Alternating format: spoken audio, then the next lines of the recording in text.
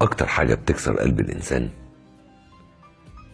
لما يقرر فجأة ياخد خطوة لورا ويرجع خطوة لورا ويبتدي يبص على كل حاجة حواليه من منظور تاني، يبتدي يشوف اللي ما كانش شايفه وهو في وسط الحدث، يبتدي يشوف الناس اللي بتكذب، يبتدي يشوف الناس اللي خدعته، يبتدي يشوف الامور اللي ولا حاجة فيها صح، يبتدي يكتشف ان في ناس كتير جدا كان متخيل ان هم بيحبوه وبيعشقوه، ولكن في الحقيقة هم مش بيحبوه، هم بيحبوا اللي هو بيديهولهم، بيحبوا حالة وجوده اللي مطمناهم.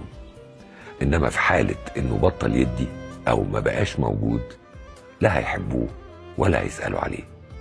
هنا القلب بيتكسر، والانسان ساعات بيحزن انه خد الخطوة دي لورا.